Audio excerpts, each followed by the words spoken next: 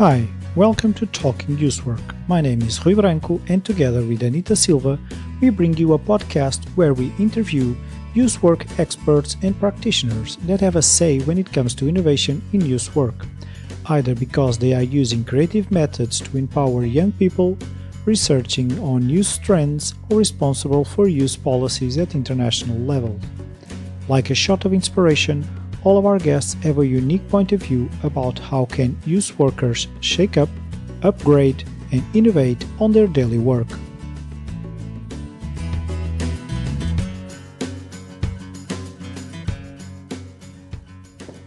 Hello, my name is Anita.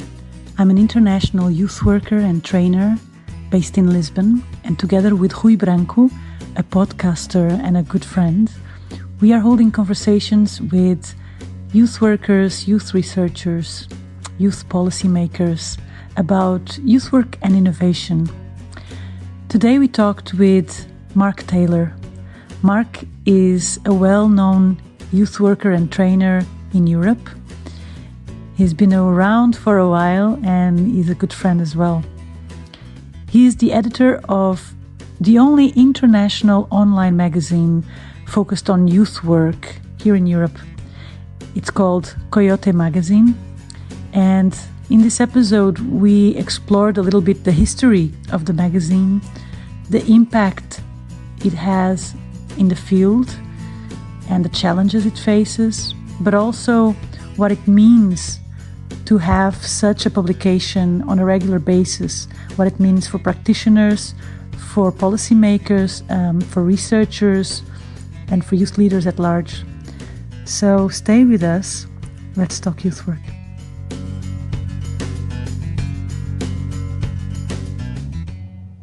Hello, everyone. Once again, we have a new episode, and today I'm sitting in Athens with Mark Taylor and with Rui Branco in the computer, who is sitting in Lisbon. Yes. Yes, Rui. Welcome both to one more episode of our Talking Youth Work podcast. And it's a pleasure to have you with us, Mark. Thank you very much.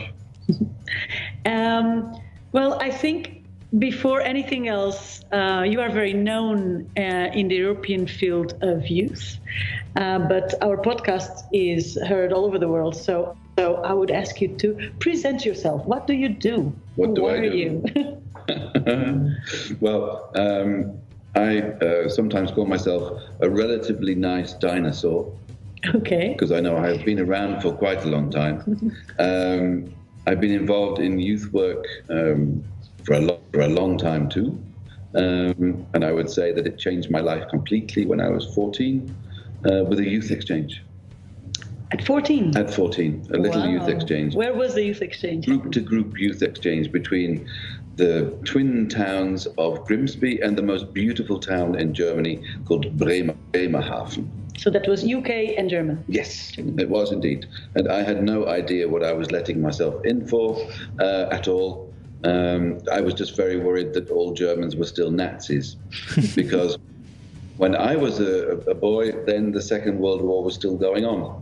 Okay. And I found, amazingly enough, that they turned out to be real people and very nice people and interesting people. And I even started learning German by myself then after that trip. After that. That was some impact. That was a real impact. And without that, I would not be married to an Austrian woman living in Strasbourg or working as a European trainer, I'm sure. Okay, so that's what you do. You're an European trainer? I'm a European trainer, and I also write pedagogical materials. And the one I'm most proud of is working on Coyote Magazine.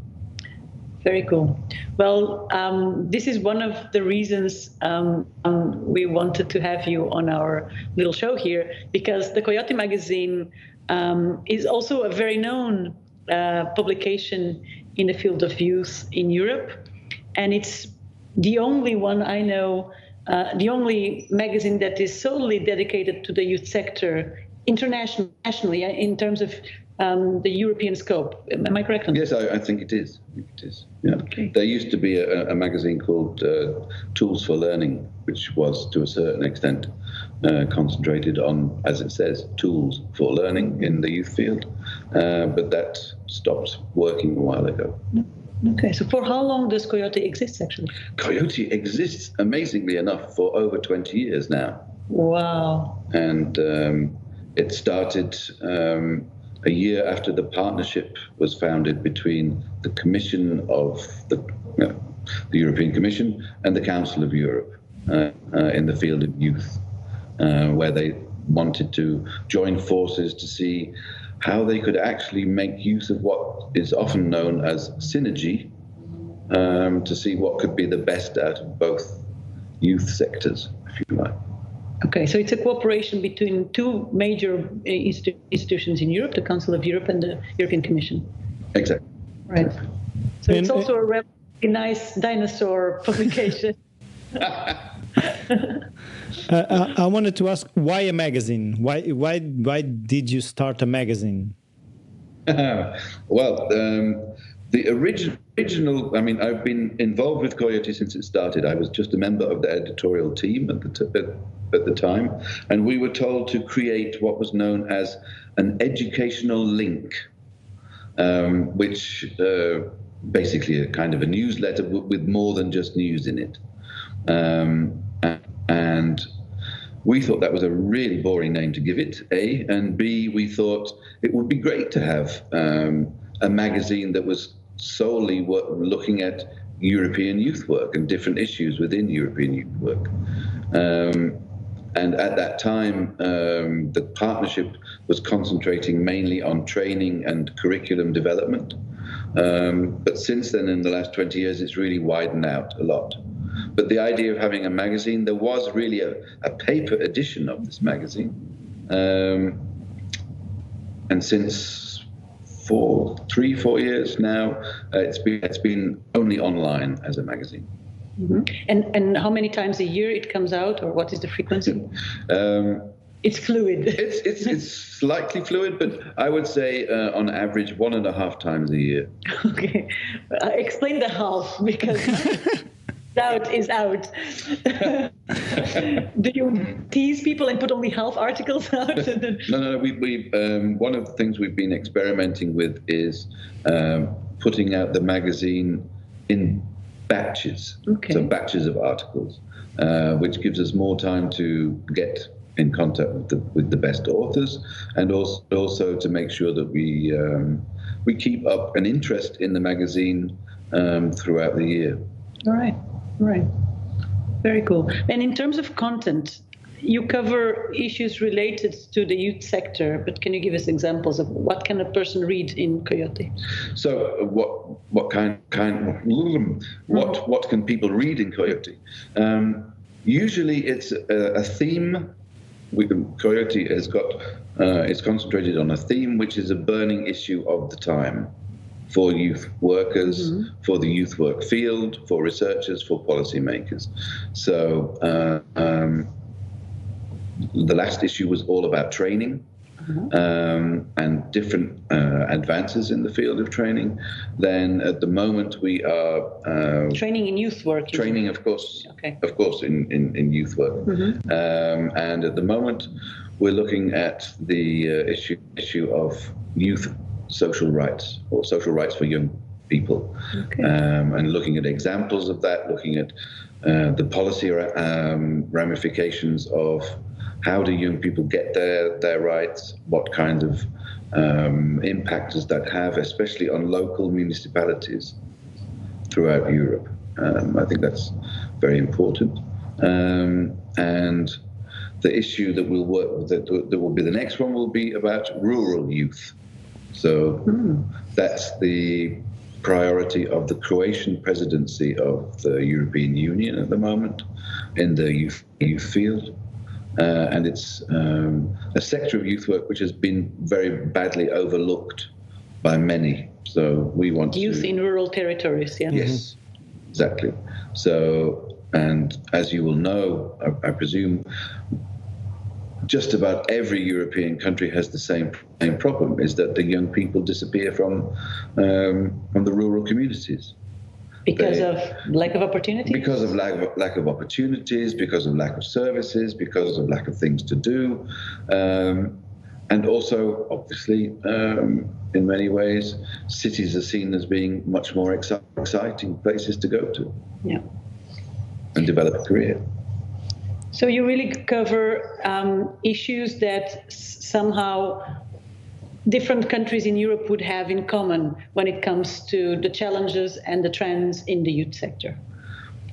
Having common or things are different. Okay. So we try and highlight, obviously, that in Europe, quite important to highlight is that different styles of life, different ways of organizing our societies are still very prevalent in Europe. And if you look at the response to the coronavirus, for example, where health systems are very closely guarded as being a national responsibility, then it's quite illuminating to think about that in terms of the structural limitations and highlights in each country. And the different approaches in different countries. Yes, absolutely, absolutely.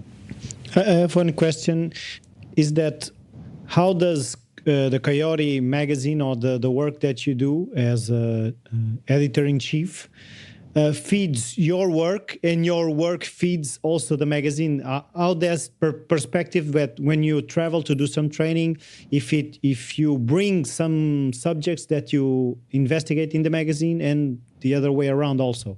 I think this is something which I'm especially proud of and interested in, is that an enormous amount of articles in the Coyote archive, because the whole history of the magazine is now online through a lot of work from Partnership Secretariat.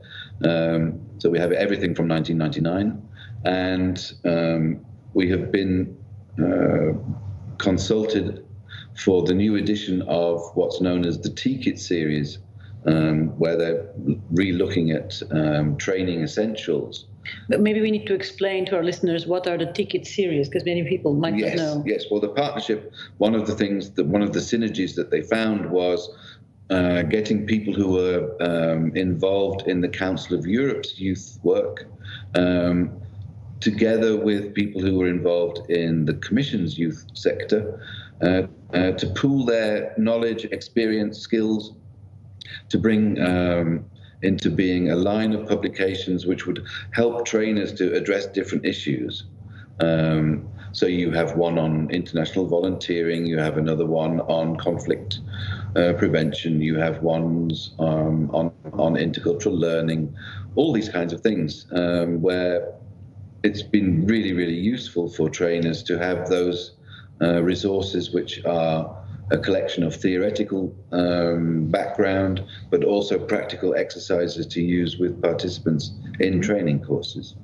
And as I said, we were looking at the T-Kit number 6, which is called Training Essentials, which is about how people do work on and construct training courses. And in really a lot of articles, we were able to point the new authors to within the Coyote archive. Mm-hmm. So that's cool. Yeah, and also, I mean, there is, I suppose I should say this, there is a little article in each Coyote called Marker, which is written by somebody who has a name which is very similar to that. And you will find there some whimsical pieces about, which are drawn very often from my experience as a trainer and other people working in the field. So there is definitely a loop through which I go. That's very interesting, because as an international trainer in the field of youth, you travel a lot, obviously, and you are in contact with different actors.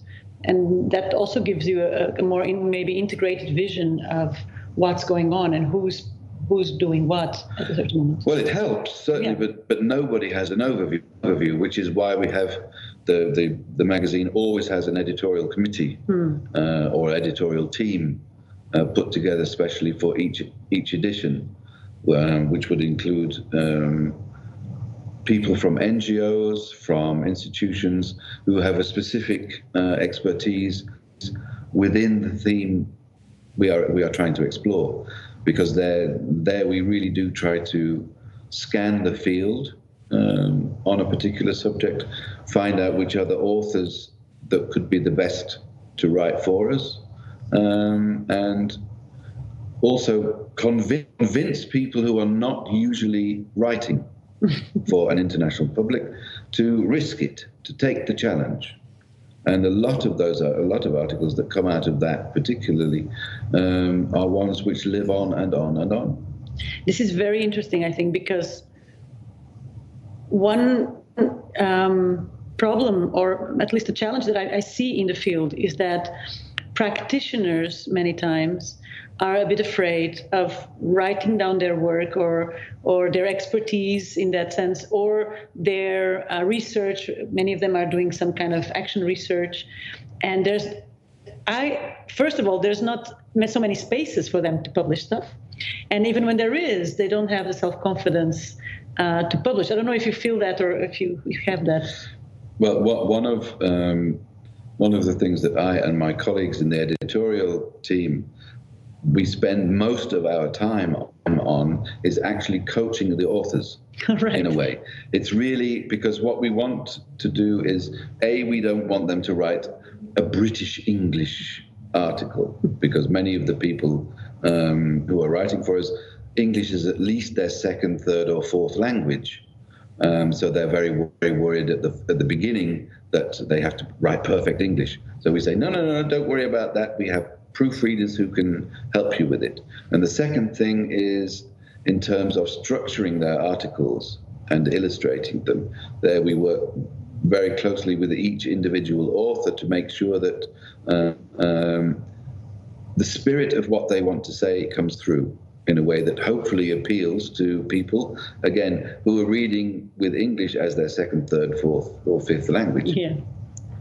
I think that's a brilliant job, because there is this paradigm of how theory influences practice, but also how practice should influence theory and decision making at political level, etc. So if you don't have that, bottom up process of the practitioners, the ones in the field with the grassroots writing as well and mainstreaming their practices and stuff, then you are missing one of these movements of informing the decision makers and the researchers about what's going on as well.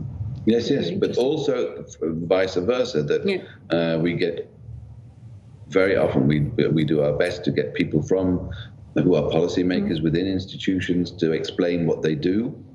And also for researchers to write in a non-academic language as far as we possibly can. So we don't allow, for example, footnotes with 1.5 pages of arguments in them. So a footnote is really just a reference. So if you've got something to say, then put it in the text, is our message. Well, I'm very happy to hear that this is a democratic thing, that everyone has troubles in writing down for a wider audience, either politicians or everybody has a problem getting out of their bubble, probably. That's very reassuring in a way.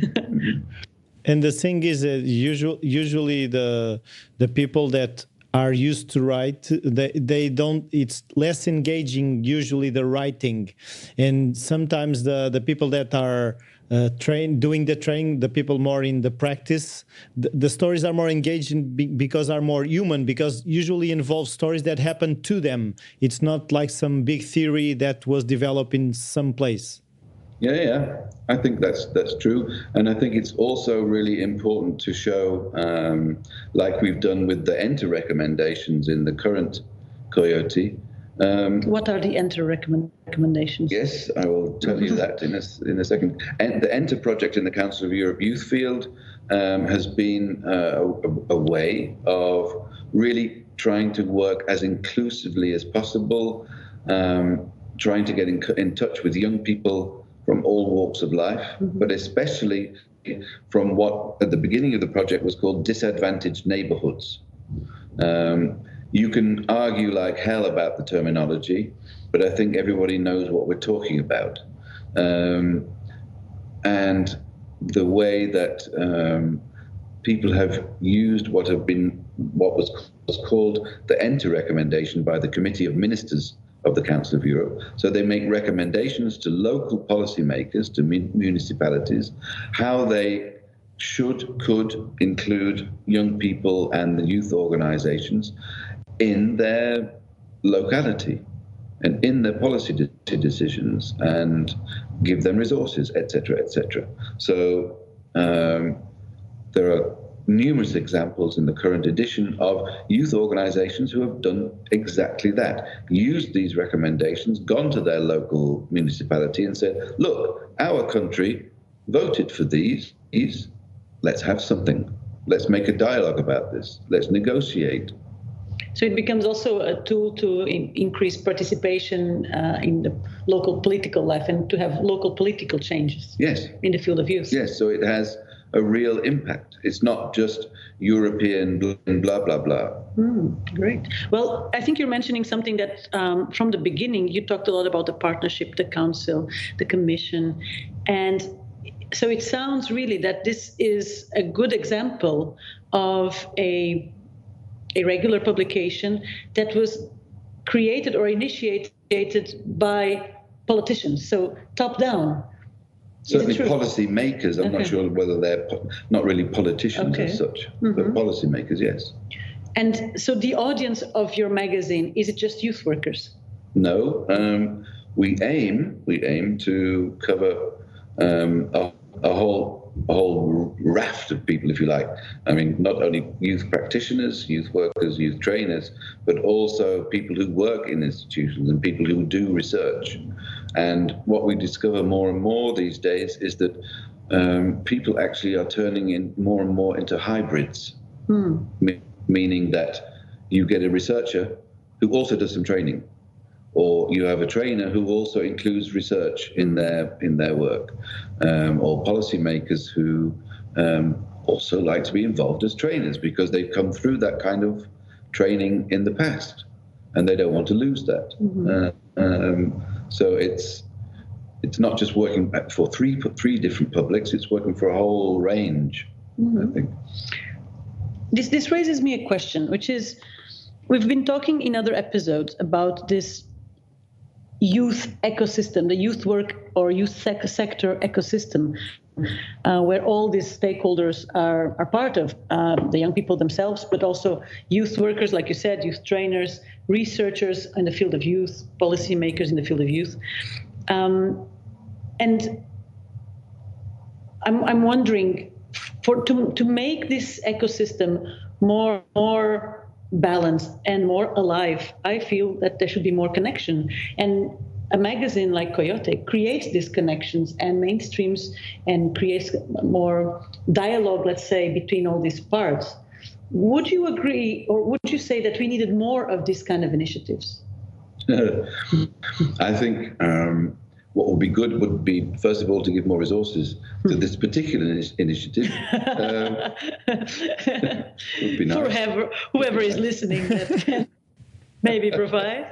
Yes, but in order to increase this side of dialogue promoted and encouraged by the magazine, because there are not enough resources for us to run enormous live webcasts and things like this. This just doesn't exist. But I think we need a diversity of voices. I mean, there are things like the organization on open youth work, for example, at European level, who provide a kind of who started producing a kind of yearbook, things like that.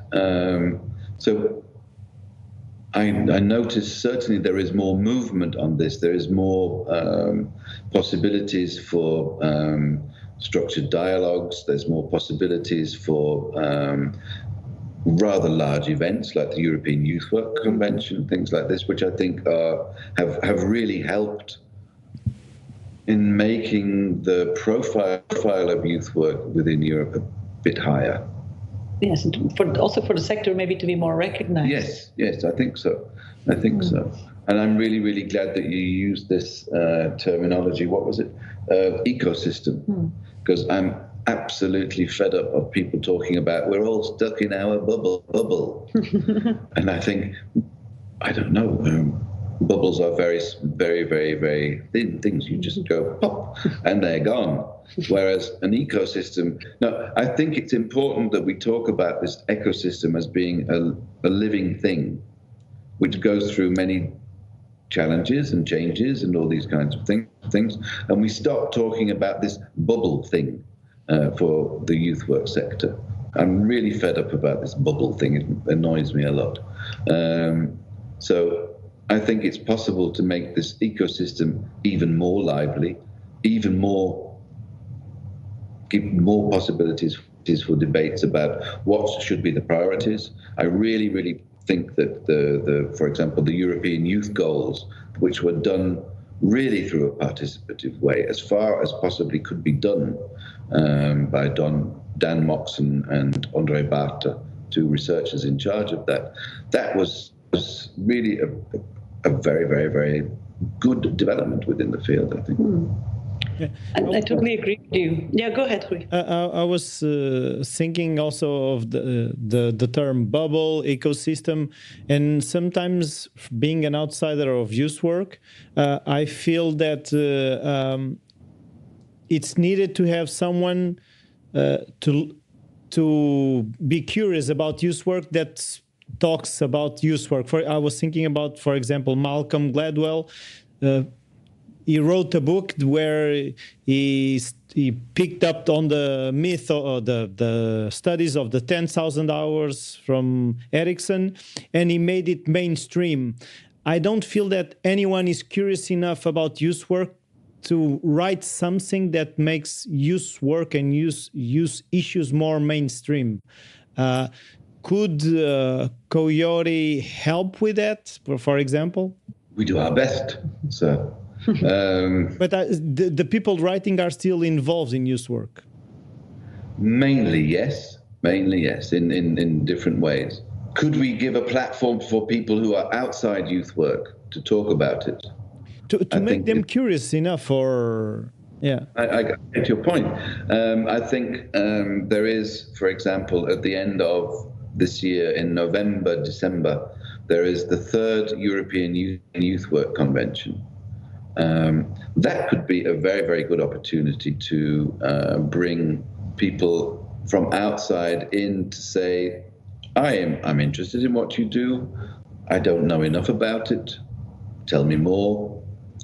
And also to give people some motivation. I remember there was the German organization responsible for international youth work, IAB, celebrated one of its anniversaries at the old German National Parliament building in Bonn. And IAB invited for their anniversary conference Daniel Cohn-Bendit, who was involved in the 1968 riots in Paris, was one of the ringleaders there, since went on to become a politician for the Greens. And he came to give a speech to the assembled masses and was wonderful. Really, really, really, really hit the nail on the head about trying to have a European dimension in your lives, trying to yes, make this all these words that people say about European solidarity actually mean something. Yeah. So yes, I think more people like him should be brought in and challenged and helped and encouraged and provoked to comment on what's happening in the youth world. Yes. Yeah, because that's something that we've talked in other episodes, is that it's a very rich ecosystem that people don't even know the beginning of it. And it's rich, has done a lot of work, and people don't even know anything about it. It's a pity. Yes, I think that sometimes I make this comparison, and a lot of people don't like it because it seems like we're comparing ourselves to the dark side. But if you look at business, you will have a lot of magazines, a lot of publications, very regular on a weekly basis, just to spread information, opinion making, articles, etc., new trends among that ecosystem. And I like to compare us to business, not that we are going for the same goals, but because it's to create a community, you need to have channels where information flows, where different stakeholders share their points of view, where, like we said before, practitioners can also have a platform to share their practices. This is, I think, part of a healthy ecosystem. And in that sense, having Coyote, I think, makes a difference. But also, I would say, what you were saying, Rui, having people from the outside more interested in what we do makes a difference. But also having youth workers interested in reading this information, I would say, makes a big difference. Yes, indeed. Yes, indeed. Well, and also youth workers willing to talk to the outside. Yes. Yeah, I mean, I don't know how much you want to go into this, but one of the things about the youth field that I've observed over the last 100 years is that you really have a kind of dual think, because obviously, everybody would love more resources, more things to more support, more political support. And at the same time, there are some parts of youth work which do not want to open up to the rest of the world. They are convinced that their way of working is wonderful, and they don't want any inspection from the outside on it. They just want people to give them the money and they can go and do their work, which is fine in many ways, I think, but it doesn't help very much for transparency. Yeah. And to develop the system itself, the ecosystem itself, the whole sector. Yeah. Well, let's try to fight that with this episode. And I want to ask you, how can people find Coyote Magazine, or where? Where can they find Coyote Magazine? Well, they just plug into the interweb and they go to Google and they write Coyote Magazine. No, they write Coyote Youth Work Magazine. Okay. That's the easiest way to find us, because if you just write Coyote Magazine, you might end up with an old Spanish fascist cowboy magazine. It's true. From many decades ago. And there is also in France, for example, the Coyote is the name of a warning system to tell you when police are nearby or when speed traps are out on the autoroute. So it all makes sense. It all makes sense in the end. Of course it does. But I do have to tell you why we chose Coyote as the name. Well, tell us. Yes, because Coyote is we were sitting around in the offices of YINT, which is the national agency for Flanders in Belgium, because the training officer was a member of the editorial committee at that time, and we were searching for a name for the magazine. And this once one of the people there found the book called the Hutchison Dictionary of Symbols. And there we found Coyote, a resourceful animal whose blunders or successes explain the condition of life in an uncertain universe. And that seemed to us to be absolutely perfect. And fantastic. So that's the way Coyote was born, as a name for this magazine. It's a little bit like, I don't know, naming a band Led Zeppelin. Nobody thinks about lead and zeppelins and things nowadays. They just think about communication breakdown or Stairway to Heaven or something like that. So the hope with Coyote is that it just attracts attention. And people go, oh, well, that's interesting. Let's have a look. Well, I think if you took it from a book of symbols, I'm happier with Coyote than triangle or something like that. Could have been. Very cool. Okay, so we know where to find the magazine. Just look for Coyote Youth Work Magazine. It's an European-based magazine, but I believe it can have a lot of interesting information, articles, research for youth work wherever you are, basically. To finalize our conversation, we have a question from our last guest, and Rui will share that question with you, and we hope that you have an informed answer, or you can make a whole edition of Coyote on it if you want. Oh, that would be cool. The question was left by Joe Kleiss, and the question is, what could be done to give adults their innocence of childhood back? That's a very nice, simple question from Uncle Yo, I would say. Yes, indeed. I can see him in the village of Marmelade, underneath his bay leaf trees, thinking that one up. I think, firstly, you'd have to think about, do adults want their innocence of childhood back? But to be more positive about it, I think to be more not to be more childish, but to be more childlike sometimes is very, very helpful. And we should be encouraged to do that from the very earliest age, I think, so that when adults grow up, they are encouraged to have that childlike vision of the world, to remain playful, to go out and experiment and play and get dirty and that kind of thing, and be as natural as they possibly can in their relationships with other people. So I think, and non-formal learning, of course, and informal learning could play a big role in that. Yeah. And I would say do all that, but wash your hands afterwards. Definitely. Yeah. Because we are in the middle of the coronavirus big crisis right now. Okay, thank you so much. Before you go, would you please leave us a question for our next guest? Well, I think here, Rui, you'll have to make a choice, because I've got three. Rui, 1, 2, or 3? Yes, 1, 2, or 3. Or will you say the 3 we choose? Yeah, you choose. Anyway, Okay. Here we are. So I like this, the number 2. So the first question is, can blue men play the whites? Can Yes.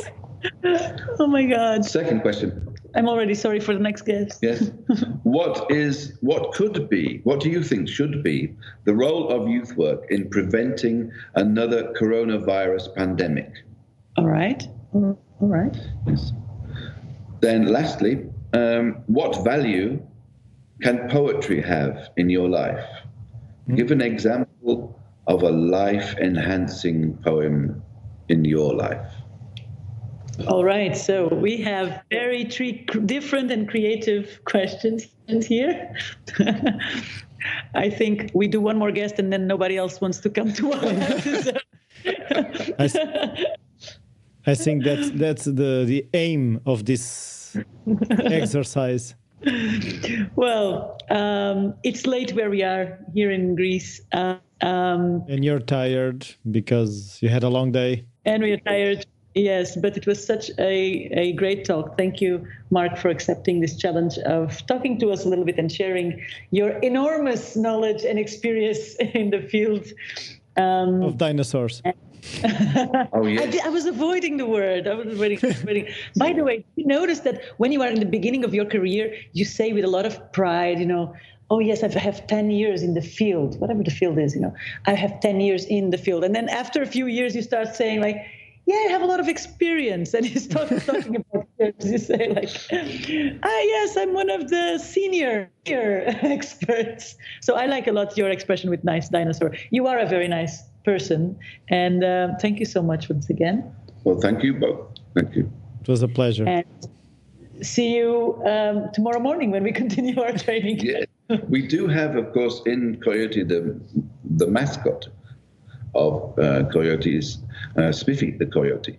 Spiffy. Spiffy, yes. Spiffy has gone through a lot of changes over the years, and they are very fluid in their identity these days. But always, you have to remember to do the Spiffy howl. What is the Spiffy howl? Oh! Thank you, Mark.